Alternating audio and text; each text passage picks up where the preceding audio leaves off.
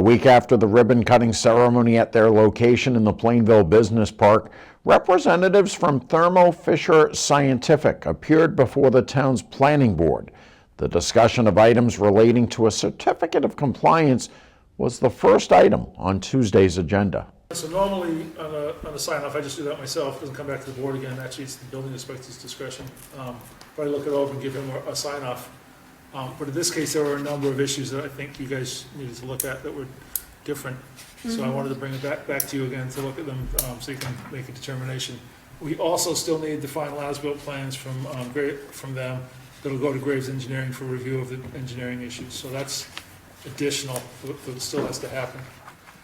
Going down the list. There were, I believe, 9 items that were slightly changed on the plans when we originally approved, and the reason for most of them were items were still in design and still trying to understand what was available and what wasn't available during certain equipment during construction because of the COVID. So there were certain things that changed.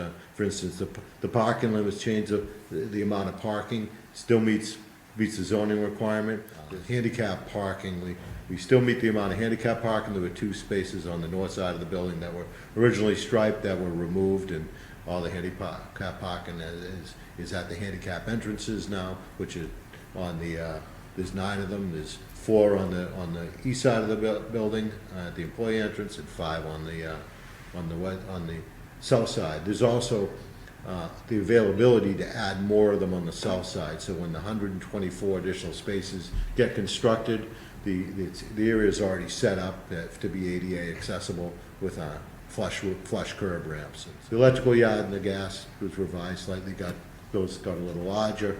The walkways on the north and east side were removed as a result of just they weren't part of the current building plan. Number 4 was the reconfiguration of the electrical yard, and the bulk gas storage was a little different than what was originally approved and got larger. There was the box with the round things inside of it. That's the bulk gas storage. Yeah.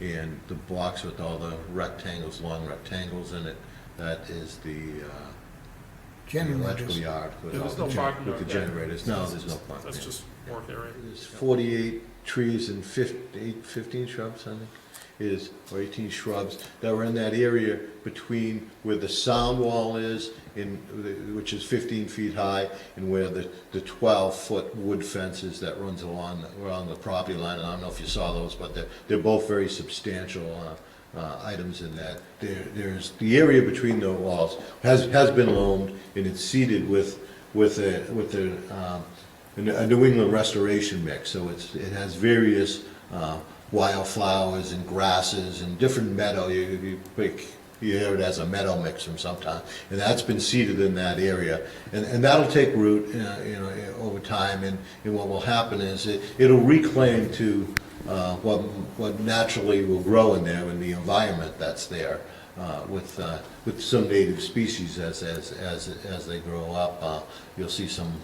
Over a period of time, it'll be a meadow. Then there'll be some smaller undergrowth that'll come in, and eventually some trees that can thrive in that environment will grow in there.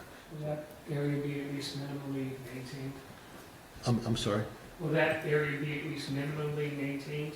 That area in the back, yeah. The reason why I ask is because there's a lot of invasive species like bittersweet and other things that will take over an area like that in a heartbeat.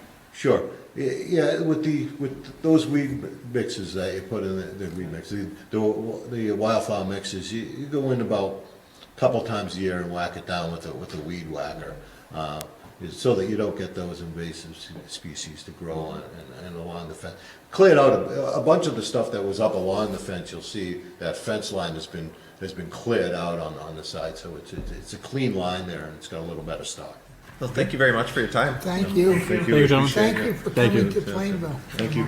During the fiscal year that ended in June, Thermo Fisher paid over $490,000 in taxes to Plainville.